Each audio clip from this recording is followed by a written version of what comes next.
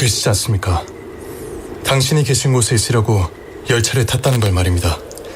달리 이 장면을 기차를 타고 가면서 듣는다면 듣는 순간 바로 내가 소설 속 주인공이 되는 것이. 어때? 오늘부터 KBS 라디오의 오디오북 프로그램들 들어봐야겠지? 언제나 KBS, 당신 곁에 라디오. KBS는 여러분과 함께합니다.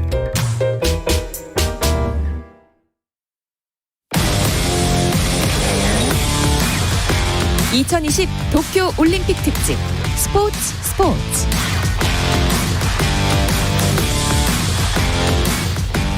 올림픽이 있는 저녁 어떠신가요? 아나운서 박태훈입니다.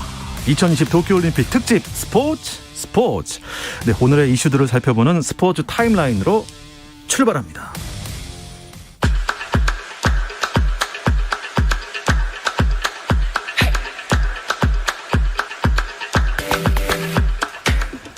유도 중량급 간판 조구함 선수가 도쿄올림픽 100kg급 결승에서 연장 혈투 끝에 일본의 울프 아론에게 한판패를 당해 은메달을 목에 걸었습니다. 한편 여자 유도 대표팀의 윤현진은 여자 78kg급 동메달 결정전에서 아귀아르에게 위 누르기 한판으로 져 최종 4위를 기록했습니다. 아시아 선수로는 65년 만에 올림픽 남자 자유형 100m 결승전에 진출한 한국 수영의 희망 황선우가 100m 결승에서 47초 82로 터치패드를 찍으며 5위를 기록했습니다. 황선우의 옆 레인에서 출발한 미국의 드레셀이 47초 02의 올림픽 기록을 세우며 금메달을 차지했습니다. 양궁 개인전에서 한국 여자양궁 대표팀의 안산이 브라질의 두산투스를 7대1로 이기고 16강에 올랐습니다. 안산은 내일 오전 일본으로 귀화한 한국 이름 엄혜련의 하야카와 렌과 16강에서 맞붙습니다. 한편 남자 개인전에서는 오진혁이 인도의 아타누 다스와 슛 오프까지 가는 접전 끝에 5대6 간발의 차이로 져서 32강전에서 탈락했습니다. 이로써 남자부는 김우진만이 유일하게 살아남았습니다. 도쿄올림픽 남자 골프 일정도 시작이 됐습니다. 우리나라의 김시우가 3언더파로 공동 12위에 이름을 올렸고 임성재는 1언더파로 공동 31위에 자리했습니다. 1위는 세계 랭킹 161위로 PGA 2부 투어인 웹닷컴 투어에서만 1승이 있는 슈트라카가 8언더파로 깜짝 선두로 나섰습니다. 2020 도쿄올림픽 펜싱 남자 사브르 단체전 준결승에서 한국의 김정환이 넘어진 모습을 따라해 조롱 논란이 일었던 독일 막스 하르퉁이 그런 의도가 아니었다고 해명했습니다. 막스 하르퉁은 SNS에서 김정환을 태그하며 조롱하려는 의도가 아니었고 김정환이 터치 후 넘어졌다는 걸 심판에게 보여주려고 한 것이라며 멋진 경기를 치르고 올림픽 챔피언이 된 것을 축하한다고 전했습니다. 올림픽 축구 와일드카드 후보로 거론됐던 토트넘의 손흥민이 프리시즌 매치에서 2경기 연속 득점 행진을 펼치며 펄펄 날았습니다. 손흥민은 3부 리그 MK 돈스와 프리시즌 매치에서 최전방 스트라이커로 선발 출전해 후반 32분 교체될 때까지 77분을 뛰면서 한 골, 1개 도움의 맹활약을 펼쳤습니다. 토트넘은 손흥민의 득점포와 도움에 힘입어 3대1로 승리하며 프리시즌 매치 2연승을 기록했습니다.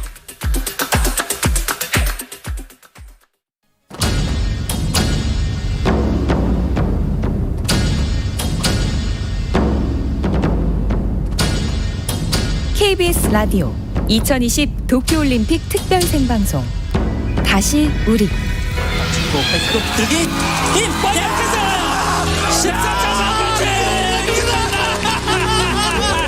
축하합니다. 대한민국 첫 금메달의 주인공 바로 자랑스러운 20년 만에 남자 농구에서 금메달 따냈습니다. 이 역사적인 순간 KBS와 함께하고 계십니다. 2020 도쿄 올림픽 특집 스포츠. 국가대표 선수들의 값진 땀을 응원합니다. 네, 여기는 2020 도쿄올림픽이 벌어지고 있는 도쿄 현장입니다. 저는 지금 IBC 국제방송센터에 나와 있고요. 제 옆에는 이번 도쿄올림픽에서 KBS 축구 해설을 맡은 조원희 해설위원 나와 계십니다. 고생이 많으십니다. 별 말씀을요. 괜찮습니다. 축구 해설은 이번에 처음 도전하시는 건데요. 네네네. 어떻게 도전하시게 됐나요? 도전이요, KBS에서 하라니까 해야죠. 저한테 좋은 기회였고, 선수로서 뛰기만 하고, 준비만 열심히 해서 경기장에 나가는 것만 해봤지, 그 경기를 준비하는 과정과 또 뛰고 있는 그런 선수들에 대한 것들을 말로써 풀어본 적은 또 없다 보니까 또 재밌을 것 같고, 또 하지 못했던 건 처음에 좀 어렵지 않을까라는 고민도 많이 하고 두렵기도 했었지만, 그래도 워낙 확실히 KBS에 너무 준비를 많이 해주시고 도움 주시는 분들이 많아서 그래도 재밌게 지금 하고 있습니다. 네, 어제 온두라스전까지 우리 대표팀의 3차례 예선 경기가 있었는데요. 그간의 경기를 좀 평가해 주신다면요? 우선 첫 경기는 항상 힘들었던 것 같아요. 그리고 김학범 감독이 조별 예선에 국제대회 조별 예선 항상 힘들어 보이셨고요. 1패가 없었으면 항상 뭔가 아쉬울 것 같은 그런 루틴 아닌 루틴을 가지고 가시는 느낌이에요. 그래서 좋은 징크스라고 하면 결과적으로는 좋은 징크스 있을 거라고 좀 그걸 믿고 싶습니다. 근데 첫 경기 뉴질랜드전에서에 대한 상대가 많이 내려선 수비? 1대1로 붙으면 충분히 능력이 있는 우리 대표팀이지만 상대가 조직적으로 뭔가 많은 숫자를 동원해서 수비를 많이 하고 있을 때에 대한 뚫어내지 못하는 부분들은 아직도 우리 대표팀이 특히 김학범호가 준비를 해야 되고 좀 더 많은 그런 부분에 있어서 개선을 해야 된다고 생각을 하고 있고, 또 2차전, 3차전에는 그런 좀 부족했던 부분들을 전방 압박을 통해서 또 미드필드의 숫자를 한 명 더 두면서 강하게 상대를 몰아붙였던 게 전반 초반에 골도 빨리 터졌고, 그런 부분에 있어서 공격 루트가 오른쪽 측면, 왼쪽 측면에 발빠른 이동준과 엄원상을 통해서 또 3차전 온두라스전에서는 또 이동준의 또 그 공간 침투를 통해서 우리가 또 활발하게 또 좋은 찬스를 가져오면서 또 황의조의 또 첫 번째 또 페널티킥까지 얻어낸 그런 장면들을 보면 우리 선수들이 확실히 첫 경기에 대한 아픔을 또 부족하고 좀 보완해야 될 부분들을 루마니아전과 온두라스전에서 확실하게 전방서부터 상대를 제압했던 게 이번 두 경기 그래도 또 10골까지 가져오지 않았습니까? 그래서 그런 것들은 이번 조별 예선을 통해서 우리 선수들이 가장 잘해주지 않았나라는 생각이 듭니다. 네, 우리 대표팀이 B조 1위로 8강에 진출하게 됐습니다. 이번 주 토요일 저녁 멕시코와의 8강전이 펼쳐질 텐데요. 경기 결과는 어떻게 예상하세요? 네, 경기 지금 계속 좀 오전부터 지금까지 좀 보고 있는데 쉽지 않은 경기가 될 것 같아요. 하지만 저희가 멕시코한테는 지금 특히 올림픽 대표팀 평가전에서는 또 좋은 또 징크스가 있죠. 단 1패도 없고 한 번도 역대 전적에서 패가 없기 때문에 우리 선수들이 또 리우에이에서 또 멕시코전에서 또 골을 또 넣었던 경험이 있는 또 권창훈 선수까지 또 같이 또 뛸 것으로 예상이 되기 때문에 크게 걱정은 안 돼요. 하지만 분명히 상대가 지금까지 해왔던 상대보다는 충분한 공격적인 능력이 훨씬 더 뛰어난 선수들이기 때문에 그런 부분에 있어서는 전체적으로 최전방 공격수부터 최후방 수비수까지에 대한 그 공수 밸런스나 특히 미드필드에서 상대가 공격으로 침투하는 1대1 능력들 또 드리블 돌파 능력들이 좋은 선수들이기 때문에 우리가 상대로 1대1로 마크를 하는 것보다는 좀 더 협력 수비를 통해서 조직적으로 우리가 좀 상대를 압박해야 되지 않을까라는 고민들을 그런 것들을 분명히 제가 생각하는 거는 굳이 김학범 감독님과 코칭 스태프 또 선수들이 더 잘 알고 있을 거라고 생각하기 때문에 선수들이 부상당하지 않고 경기를 확실하게 준비를 잘하고 좋은 컨디션으로 임한다면 분명히 좀 승리를 해낼 거라고 예상합니다. 네, 우리 대표팀 모든 선수들 물론 응원하고 계실 것 같은데요. 특별히 더 해설위원께서 응원하고 있는 선수가 있으신가요? 두 선수가 있는데요. 이번 대회를 통해서 정말 꼭 잘해줬으면 했던 선수가 한 명 있고 생각하지 못했던 선수가 정말 잘해주는 선수가 한 명 있는 것 같아요. 그래서 꼭 잘해줬으면 하는 선수는 권창훈 선수였고요. 아무래도 이건 좀 사심이 담긴 것 같습니다. 개인적으로 친분도 있고 어릴 때부터 권창훈 선수가 해왔던 것들을 제가 너무나 잘 알고 있기 때문에 또 이 선수에 대한 성격과 모든 특히 생활적인 부분에 있어서 어떻게 생활하는지에 대한 것들 오로지 축구만밖에 모르고 축구에서 90분 동안 뛰기 위해서 누구나 다 준비를 많이 하지만 누구보다 더 준비를 많이 하는 선수가 권창훈 선수이기 때문에 확실하게 뭐 리오에 대한 아픔도 조금 더 동기부여가 이번 대회에서 잘 되지 않았을까라는 생각이 들어서 권창훈 선수가 좀 개인적인 바람에서는 좋은 활약 또 많이 응원을 하고 있고요. 또 생각지 못한 선수가 좀 더 너무 좋은 활약을 펼치고 있는 선수가 왼쪽 측면 수비를 봐주고 있는 지금 강윤성 선수예요.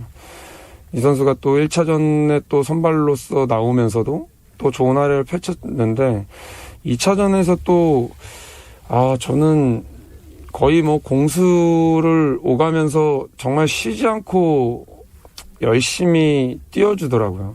확실히 이런 선수들이 저희 팀에 특히 우리나라 대표팀에 꼭 필요하다고 생각을 하는데 보이진 않고 튀지 않고 또 어떻게 보면 많은 사람들한테 또 많은 국민들이나 또 우리 주위의 언론이나 스포트라이트를 많이 받지 못하지만 정말 보이지 않게 최선을 다해서 열심히 뛰어주고 있고 또 마지막에 또 루마니아전 4번째 골로 또 어시스트하면서 또 좋은 또 경기력까지 보여줬던 강윤성 선수가 저는 이번 대회에서 지금 조별 예선 3경기를 통해서 이 선수 팬이 됐습니다. 그래서 앞으로도 더 응원할 거고 더 기대해 볼 거고 충분히 앞으로도 성장 가능성이 더 많은 선수이기 때문에 많은 또 성원 부탁드리겠습니다. 네, 의원님 오늘 인터뷰 감사드립니다. 네, 지금까지 2020 도쿄올림픽이 벌어지고 있는 도쿄에서 김우강 PD였습니다. No problem. 네, 올림픽 기간 동안에만 화요일과 목요일에 만나는 조합이죠. 이 작가와 김 기자. 네. 스포츠 저희 프로그램의 이유미 작가 그리고 일간스포츠 김재한 기자와 함께합니다. 두 분 안녕하세요. 안녕하세요. 네, 안녕하세요. 어서 오십시오. 예, 올림픽 기간에만 볼 수 있다는 조합이라 조금 벌써부터 아쉽습니다. 저는. 네, 뭐 청취자들이 원한다면 좀 더 생각을 해보겠습니다. 네. 우리 이 작가님 지난주에 방송 들어봤더니 작가 하기에는 목소리가 워낙 베테랑이시잖아요. 너무 방송인 목소리여서 네. 저는 감사합니다. 거의 할 말이 없었습니다. 네. 오늘도 많은 활약 부탁드립니다. 네, 열심히 해보겠습니다. 네. 지난 화요일은 조금 정신이 없었어요. 사실 네. 그때 막 우리가 메달이 막 나오고 있는 상황이어서 정신 없었는데 오늘 이 시간은 어떻습니까? 제가 타임라인에서 이제 아나운서께서 전해주신 대로 유도 메달 결정전들이 이미 끝났기 때문에 네. 메달이 나오는 경기는 없는데 야구 첫 경기가 지금 한창 진행 중이라서 그렇습니다. 방송 중간중간에 저희가 계속해서 전해드려야 될 것 같습니다. 네, 지금까지 5회 말 이제 우리나라 공격이 막 끝났는데 이스라엘과 지금 경기를 하고 있죠. 2대2로 현재 팽팽하게 맞서 있습니다. 우리나라의 이 선발 투수로 올라온 이 원태인 선수가 1회와 2회 참 잘 던졌거든요. 맞아요. 삼진 5개를 잡으면서 호투를 했는데 3회에 이 상대의 에이스 이제 선수죠. 이언 킨슬러에게 투런 홈런을 맞으면서 먼저 끌려갔습니다. 그러다가 4회 말에 2사 1루 상황에서 우리 대표팀의 오지환 선수 사실 평가전 때 좀 부상이 있어가지고 이번 올림픽에 좀 부상 투혼을 발휘해야 하는 그런 상황인데 동점 5월 투런 홈런을 쏘아 올리면서 현재 5회 말 현재 이제 6회 초 넘어가는 상황 현재 2대2로 맞서 있습니다. 그렇군요. 유도는 제가 우리 조구환 선수 나온다고 그래서 찬찬히 봤습니다. 네. 근데 정말 상대 일본 선수가 울프아론 선수. 힘이 많이 빠진 것 같아서 이제 연장 때 뭔가 해보자 했는데 그래도 한판 패를 당한 거죠. 그렇습니다. 저는 조구함 대 울프아론의 경기가 사실 이번 대회 유도 경기 중 가장 명승부였다고 감히 이야기하고 있습니다. 맞아요. 혹시 안 네. 보신 분들이 계시면 다시 보기를 해서 꼭 한번 찾아보셨으면 좋겠고요. 4분의 경기 시간을 지나서 연장 5분 30초를 갔으니까 9분 30초를 했잖아요. 그러니까 100kg 정도의 두 선수가 10여 분 동안 경기를 한 거예요.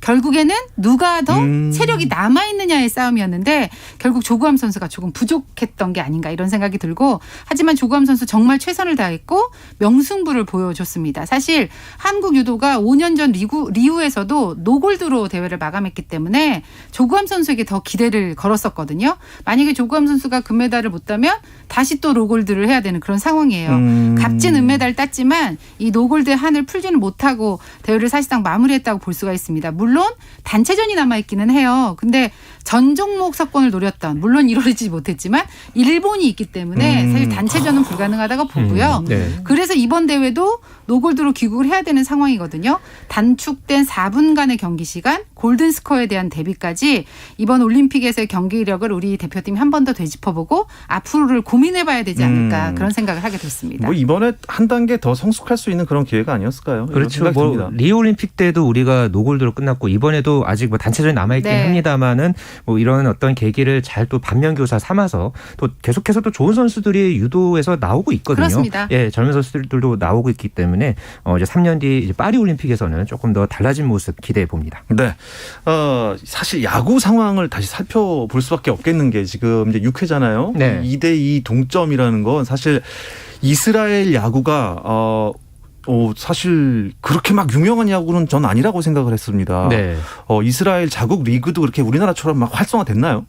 그러니까 따로 그런 어떤 활성화됐다기보다는 네. 뭐 메이저리그나 이제 마이너리그, 그러니까 미국 무대에서 이제 활동하는 선수들 위주로 이제 선수들이 이제 많이 구성이 돼서 나오기 때문에 이번에도 이 대표팀 구성을 보면 2017년 이 월드 베이스볼 클래식에 나왔던 선수들 중에서 꽤 상당한 이 숫자의 선수들이 나왔거든요. 또 그 중에서도 뭐 이언 킨슬러 오늘 이제 홈런을 쳤던 이 선수는 이 메이저리그에서만 통산 1999안타, 그러니까 2000안타에 딱 안타 한 개 모자란 그런 기록을 낸 아주 스타 플레이어예요. 올스타 경력도 있죠. 그렇죠. 네. 올스타전에도 4번 나갔고요. 또 월드 시리즈 우승 경험도 있는 그런 선수도 이렇게 포진해 있는 아주 만만치 않은 그런 상대입니다. 이스라엘 출신 메이저리그가 꽤 있나 봐요. 네, 그렇습니다. 빅리그 출신들도 많고 마이너리그에서 뛰는 선수들도 이번에 상당수 포함이 됐습니다. 그럼 절대 약체가 아니네요, 이스라엘이. 그렇죠. 우리가 2017년에 월드 베이스볼 클래식 1라운드에서 졌던 적이 맞아요. 있었거든요. 진 적이 있어요. 1대2로 그때 네. 졌었습니다. 그리고 이번엔 대진 방식이 조금 복잡하잖아요. 그러니까요. 네. 이번에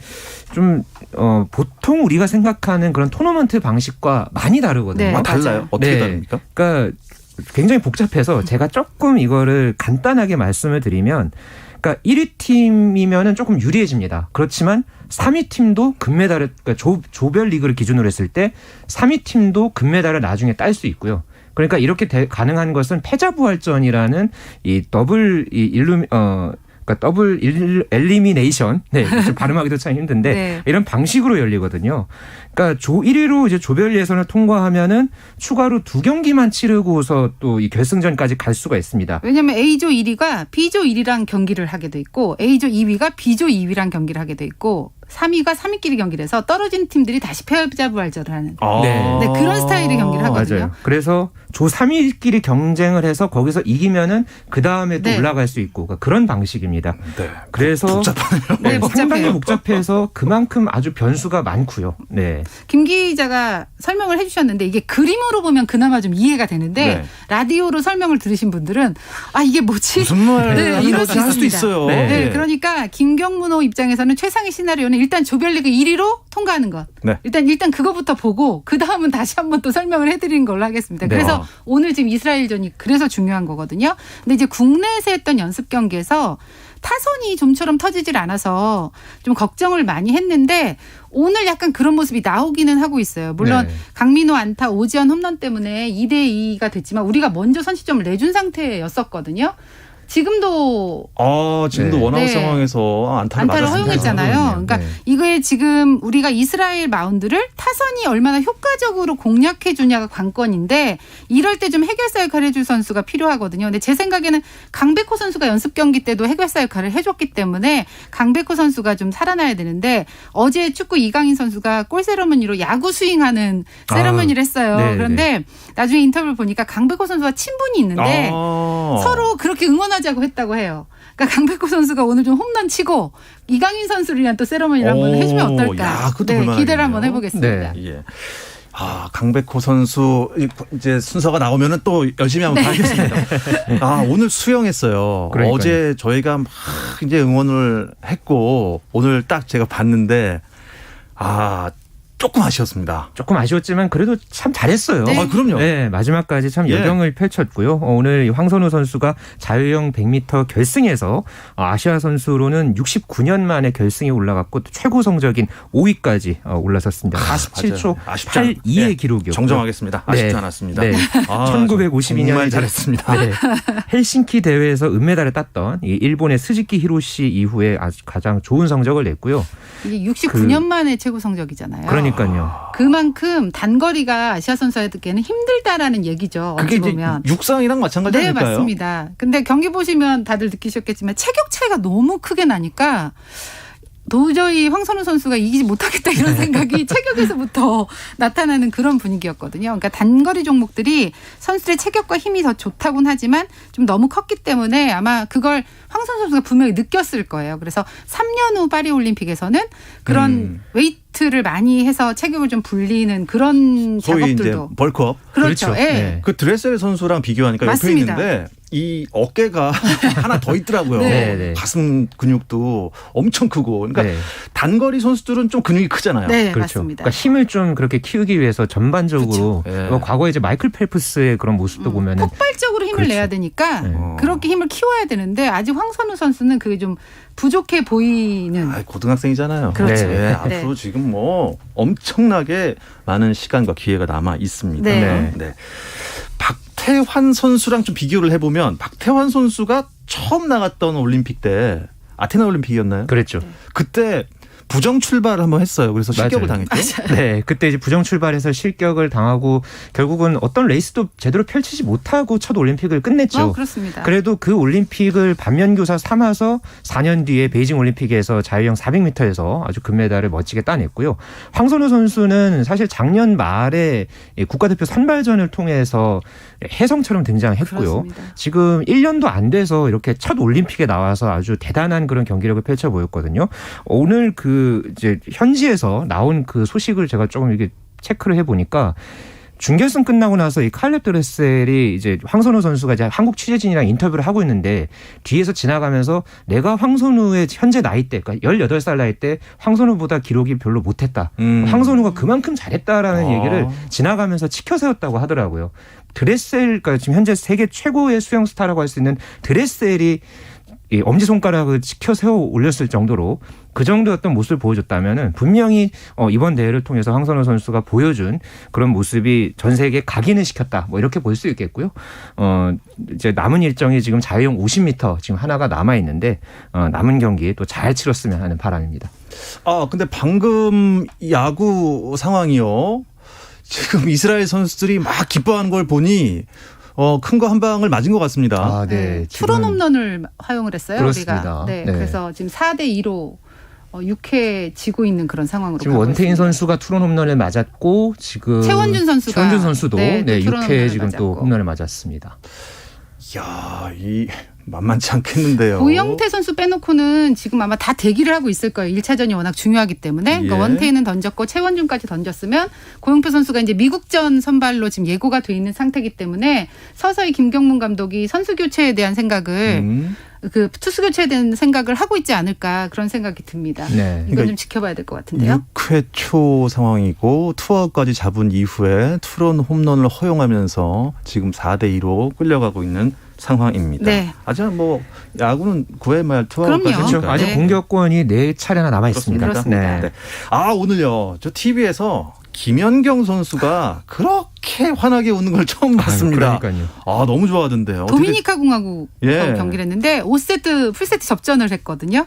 정말 재밌게 봤어요. 네. 경기를. 예, 3대 2로 이겼고요. 우리가 케냐에 이어서 이제 2연승, 2승 1패가 됐기 때문에 A조 상위 4팀에 들어가는 8강행 가능성이 아주 높아졌고 KBS 중계를 봤는데 한유미 해설위원이 나중에 막 울어요. 아, 그러니까 울더라고요. 맞아요. 네, 너무 감격스럽다고 하면서 그리고 김연경 선수가 이제 고생하는 모습이 보이는 거죠. 한유미 선수 입장에서는. 네. 그래서 정말 이 그 예선 경기, 조별리그 경기이긴 하지만 이렇게 짜릿한 승리를 거둔 것에 대해서 저도 박수를 보내고 싶습니다. 네, 이유미가 본 한유미였습니다. 또 한유미 해설위원은 저희 프로그램에서 출연을 한번 한 적이 있어요. 그렇죠. 그래서 그때도 이 올림픽 얘기를 잠깐 했었는데 본인이 좀 감정이입이 많이 된 것 같더라고요. 그래서 다음이 한일전이죠. 다음 경기가. 그렇죠. 네, 주말 토요일에 있을 이 한일전이 지금 또 여자 배구에서 있습니다. 워낙 또 김연경 선수가 2012년 런던 올림픽 그때 동메달 결정전이었죠. 그때 우리가 일본한테 패해서 메달을 못 땄거든요. 그때에 대한 좀 한이 남아 있습니다.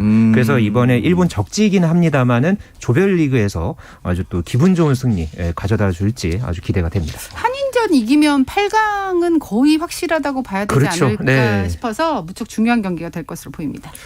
근데 어떻습니까? 이 지금 모든 경기들이 특히 뭐 구기 종목도 무관중이잖아요. 네. 이게 독이 될까요? 도움이 될까요? 한일전은 득이 될 것 같아요. 네. 네. 왜냐하면은 일본 관중들의 이 함성 소리에 묻혀서 서로 간의 이 커뮤니케이션이 잘 안 될 수도 있는데 배구 같은 경우에 한일전을 하면 훨씬 더 커뮤니케이션도 잘 되고 또 관중 일반적인 응원이 없잖아요. 그러니까 훨씬 더 우리만의 경기를 할 수 있을 것 같아서 오히려 여자 배구나 뭐 이런 다른 그런 실내 종목들은 훨씬 더 도움이 될 것 같아요. 그러니까 오늘 조금 비슷한 사례로 이제 볼 수 있었던 게 바로 여자 핸드볼이었죠. 그렇죠. 맞아요. 네, 일본과의 경기에서 우리가 아주 또 기분 좋은 27대 24 3점 차 승리를 거뒀는데요. 사실 일본이 이번 대회를 앞두고서 참 뭐 외국인 감독에다가 참 많은 그 전력 보강을 하면서 또 특히나 이제 한국전을 이제 상대로 해서 상당히 많은 준비를 했다고 합니다. 그럼에도 우리가 아주 초반에 이 노르웨이, 뭐 네덜란드 이런 강팀을 상대로 해서 조금 아쉬운 경기를 했습니다만은 오늘 일본과의 경기에서 기분 좋게 승리를 거두면서 반등에 성공했습니다. 그럼 여자 핸드볼 상황은 어때요 지금? 현재 그러니까 초반에 우리가 노르웨이한테 27대 39 그리고 네덜란드한테 36대 43. 근데 이 두 팀이 굉장히 지금 세계 여자 최강이죠. 핸드볼에서 최강으로 네. 꼽히는 팀들이죠. 네. 네덜란드는 또 최근에 세계선수권 또 우승을 했던 팀이기도 하고요. 그렇지만은 우리가 오늘 또 일본전을 이렇게 이겼고 앞으로 남은 경기가 앙골라전, 몬테네그로전이거든요. 이 두 경기 중에서 지금 봤을 땐 최소 한 1승 1무 이상. 네, 앙골라전 정도는 이길 수 있지 않을까. 그렇죠. 네, 그 이상의 성적을 거둔다면은 충분히 8강에 진출할 수 있을 것으로 보이고요. 다만 우리가 8강도 대진을 생각을 한다면 조금 더 많은 점수를 내면서 승리를 가져오는 그런 경기를 치렀으면 하는 바람입니다. 그러면 지금 조 몇 위인가요? 현재 조 5위에 아직은 머물러 있습니다. 네. 그러니까 골 득실차에 의해서 일본에 지금 조금 밀려 있어서 현재 A조 5위에 지금 머물러 있습니다. 조 4위까지 일단 8강에 올라가니까 그렇습니다. 조금 더 분발해 주시기 바랍니다. 그런데 사실 여자 농구가 많이 아쉬웠습니다. 네. 처음에 이제 뭐 세계 랭킹 3위 스페인한테 한 넉 점 차로 졌으니까 캐나다한테 좀 해볼만 하겠다 했는데 좀 크게 졌어요. 역시 높이에서 좀 밀리더라고요. 네. 그래서 74대 53으로 대패를 당했는데 박지수 선수가 15득점 했고 김단비, 강희슬 11득점씩 했는데 이 높이의 열세를 좀 극복하지 못하면서 좀 아쉽게 됐지만 근데 세계 정상급 선수들을 상대로 좀 선전하고 있는 것도 있고 전반전까지는 큰 차이가 안 났어요. 맞아요. 넉 점, 5점밖에 차이가 안 났거든요. 그리고 선수들이 정말 즐겁게 경기하는 모습이 보이더라고요. 네. 그래서 그 전주원 감독이 저희 프로그램에 출연을 해서도 선수들에게 좀 자신감을 좀 안겨줄 수 있는 대회가 됐으면 좋겠다. 지금 연습도 많이 할 수가 없고 경기력 면에서는 분명히 객관적인 전력에서 떨어지지만 그 부분을 좀 얻어오겠다고 생각을 했는데 그건 좀 성공하고 있지 않나 그런 생각이 들었습니다. 그러니까 8월 1일에 우리가 세계 랭킹 8위 세르비아와 3차전을 지금 앞두고 있거든요. 그렇죠. 사실 뭐 어떤 결과를 떠나서 네. 지금까지 우리 선수들 참 잘하고 있습니다. 박지수 선수 계속 더블 하고 있고요. 강희슬 선수도 이 뭐 스테파니슬 뭐 이런 어떤 이 별명도 이제 네. 별명답게 참 이 좋은 모습 보여주고 있는데 조금 제가 이 여자 농구 대표팀이 이 좀 더 이 세르비아와 대등한 경기를 펼쳐야 한다고 이제 좀 꼽는다면은 오늘 경기에서 3점슛 성공률이 19%밖에 좀 되지 않았어요. 3점슛이 안 좋아. 우리의 강점이 외곽슛인데 그게 조금 더 이제 좀 발휘가 돼서 마지막 경기 최선을 다하는 모습 보여줬으면 하는 바람입니다. 네, 저희가 이제 시간이 얼마 남지 않았는데 야구를 좀 잠깐 더 짚어주시죠. 네. 이 첫 경기를 무조건 잡아야 한다고 했는데 지금 만만치 않아요, 이스라엘이요. 아니 왜 그러니까요. 우리나라는 야구도 그렇고 축구도 그렇고 첫 경기는 늘 좀 힘들게 가는지 좀 아쉬운 마음이 너무 듭니다. 네, 어쨌든 다른 지금 구기 종목들도 좀 이렇게 독특하게 또 네. 우리가 1차전에서 모두 좀 아쉬운 결과를 냈던 그렇거든요. 것 같아요. 네. 네, 이번 지금 아직도 여전히 4대2의 승부가 계속되고 있는데 좀 반전의 키를 좀 누군가가 해결사 역할을 해줄 수 있는 선수가 지금 나와야 되지 않을까. 타선이 살아나는 수밖에는 없을 것 같은데 아직 타선이 조금 그 오지환 선수 홈런 이외에는 특별히 좀 터지질 않고 있어서 지금 그 3, 부분이 4, 아쉽습니다. 5번이 지금 침묵하고 있거든요. 네. 지금 우리가 안타 7개를 치고 있는데 이 3, 4, 5번 중심 타선이 조금 더 터져줘야 할 것 같네요. 네, 이 이야기 끝으로 이 작가와 김 기자는 마무리하겠습니다. 스포츠의 이유미 작가, 일간스포츠의 김재한 기자, 두 분 수고 많으셨습니다. 고맙습니다. 감사합니다. 고맙습니다.